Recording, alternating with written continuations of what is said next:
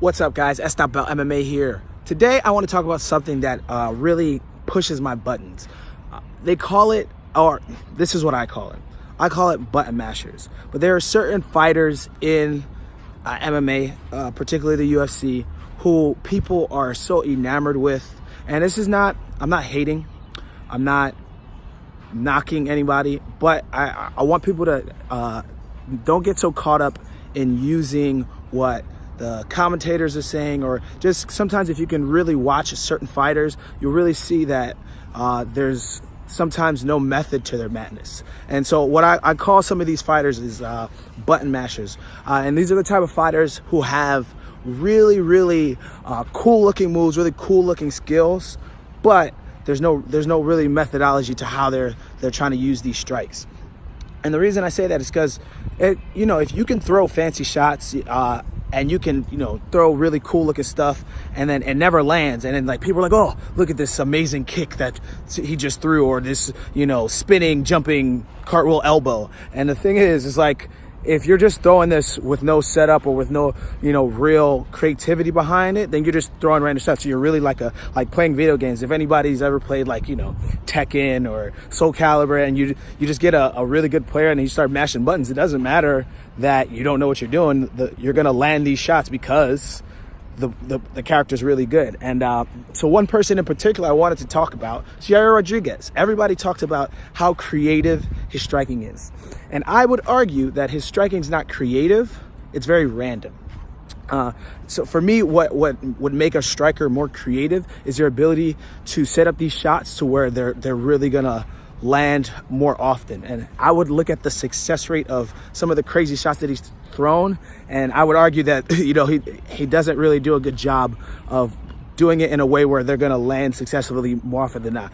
Now, people will come to me and say, oh, but look what he just did with the Korean Zombie. And I would say that was literally one of the only real shots he's done recently where he set it up properly, and obviously it had an awesome outcome. But if he doesn't land that shot, he loses that fight.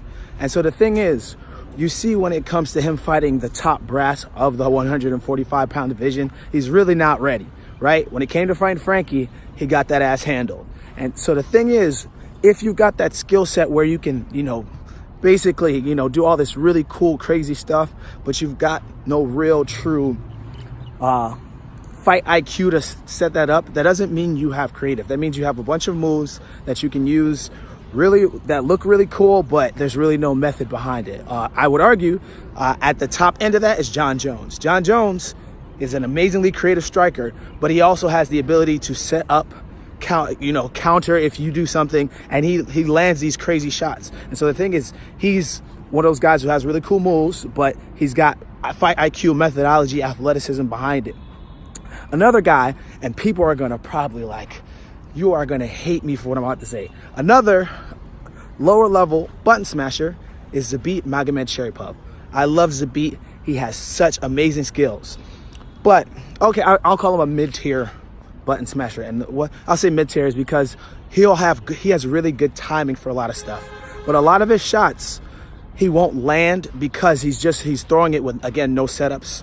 There's just if you're not good, if you're good and you're not telegraphing, then yeah, you're gonna have the opportunity to land good shots. But again, there's got to be setups. Sometimes he'll just throw stuff just to throw it because it looks really cool.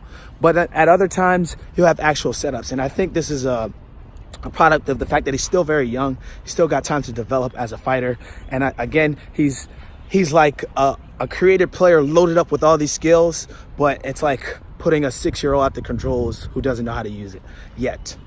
Again, once he gets more experience and a little bit more behind it, I think he's going to be, he could arguably be one of the guys who challenges or wins a 145 title once Max leaves, because we know Max is going to stay the champ. But I just wanted to bring that up. Tell me what you guys think about button smashers, guys that have really cool moves but really nothing behind it. If I'm wrong, tell me that too. If you like this video, please like and subscribe. This is your boy Sdotbell. I almost forgot, guys, one more button masher, Tony Ferguson. But I love Tony Ferguson. He is the ultimate button smasher, but it's pure chaos. But there's still a real method behind his madness. And his method is that he's actually fucking crazy. But everybody knows Tony Ferguson does some of the wildest shit ever, and he thinks outside the box, and he's got the perfect combination of creativity and randomness and fight IQ, where he's able to just do wild stuff.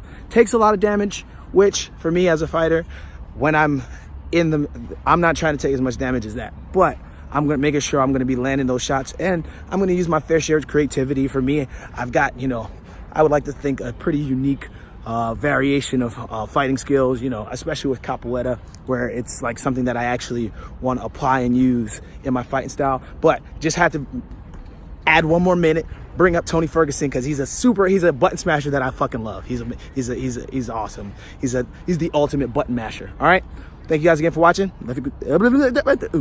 Like what you saw, please subscribe.